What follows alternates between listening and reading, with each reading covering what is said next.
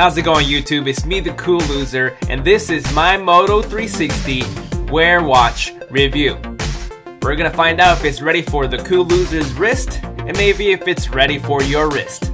Now keep in mind, I'm not a professional reviewer or anything. This is an actual consumer review, just like you if you would purchase it. I'm just a big geek. I love technology and products, and I like to test them out for myself. And obviously I like to share it here on YouTube, and maybe you're like me and you want to try it out. So I'm going to be giving you my opinions of how it works with my daily life. It might work for you. You might think the same, or you might not think the same. But this is my personal opinion, and of course a review of the watch as I go along ranting about whatever I need to say here. So let's get ready to do it to it. Ever since October 4th, 2014, I wanted to go check out the Moto 360, and I put it on my wrist and it felt really good. I really was into it, but the price tag was a little too steep for me since I don't really make enough money to just keep buying all the products. But this time I took the leap where I said, you know what, put it on the credit card. If I don't like it, then I'll return it within 14 days because that's what Best Buy gives you.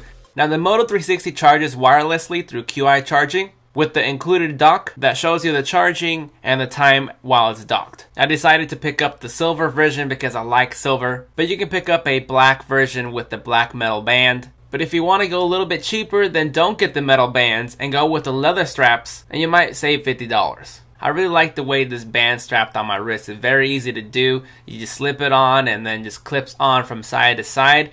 And another good part is it doesn't pinch my skin, or the band doesn't annoy my wrist for having it that way. Plus I keep it a little loose so it's not all too tight on me. So what's the point of having these smart watches? That kind of depends, but all it can do right now is kind of notify you with notifications, play certain games, keeps track of your fitness, so it'll count your steps. It'll read your heart rate. You could ask Google Now, give you information. Still, half of it makes you open it through your phone, but you can reply on certain notifications through your watch. And not to forget the obvious thing, it's a watch. It'll tell time. We're all unique. Be together, not the same. With that said, you got hundreds of customizations for watch faces. Now let me tell you about the navigating on this thing. Swiping down from the top to bottom, that allows you to silence or prioritize your notifications so you're not interrupted. Theater mode is a quick silence, so nothing interrupts you during your movie time. The sun mode makes everything bright for 5 seconds. And then you of course have the settings that you can get into. So if you want to adjust the brightness yourself, or you want to check your about watch, so you can see the current firmware, which is on Lollipop, and some small little settings there you can check out. Now that swipe from the bottom to top, this is an actual application called Wear Mini Launcher that allows me to have an app drawer pull up. Here was my favorite Android Wear game, and it worked really great on the watch. The only thing playing games on this 320 mAh battery on this is that it really drains it quick. The screen is a 1.56 inch backlit LCD IPS, which is 320 by 290p, and it puts it at 205 pixels per inch.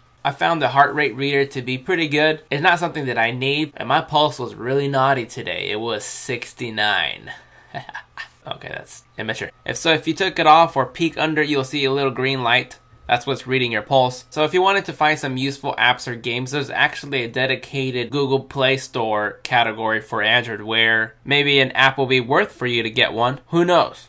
As a smartwatch and expected, it does have its own apps for fitness, and it actually does pretty good tracking it. I think it's a lot better than phone trackers. And it does a good job trying to read out the non-realistic footsteps. But you can trick it and make it think you're actually stepping, as every other fitness trackers as well. So my 12,000 step one has to be pretty accurate because I was mowing lawns all day. I was working construction, so I do a lot of walking on that. And normally I would be like around under 2,000 footsteps when I'm working at home or being really lazy. So far, I think I'm discussing enough to let you know about my personal use that I get out of this watch. But the real main reason why I didn't jump and get it the first time is because, well, I'm cheap. I don't make enough money. People think I'm some kind of rich guy because I make YouTube videos, which is not the case. And besides my cheapness is that I didn't like that flat tire look on the screen. But everyone always said when you have it, you dismiss that flat tire, you don't even notice it. And honestly, when I first had it, I was so excited, I didn't even care for it. And then I ended up forgetting about it, didn't even notice it. It does really work like that. But of course, we prefer it to be fully round. But the flat tire look is there because it has the light sensor built into the front, so it can dim or brighten up your screen. The Moto 360 is literally my first Android Wear smartwatch.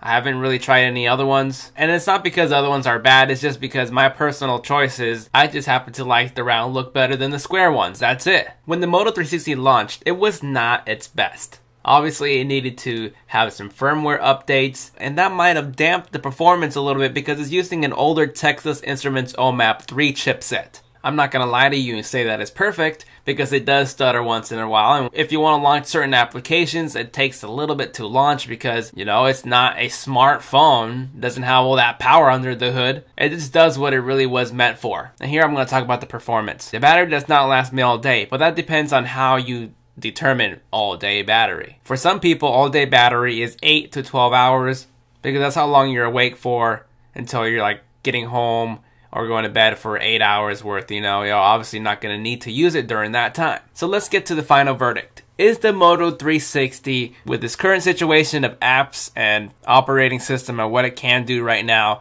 is it for me? I'm going to tell you the brutal truth. No, it is not ready. For two main reasons. I work construction and I get really dirty and my hands need to get into some hardware. Lots of crazy things when I'm working out there in the field. I'm not always doing that, but when I do get side jobs, I can't really wear that. Especially the summertime when I'm doing more work during the summer because I can't live off of YouTube yet. Hopefully that day will change. Only then it will be one of the two reasons to enjoy a smartwatch. And the second reason is, no, I do not need this luxury or the notifications always popping up on my wrist. Yes, it does help my phone stay in my pocket and I can just respond or look or to see who's calling or check the weather. You know, the little basic little notification functions that it really all does right now. So I don't know if it's worth it to you. Other than that, I think it's fairly priced compared to the Apple iWatch. And that is it for me. I hope this video helped you out on deciding if Android Wear is ready for you today. Don't forget to spread the word of the Cool Loser. And until next time, I will see you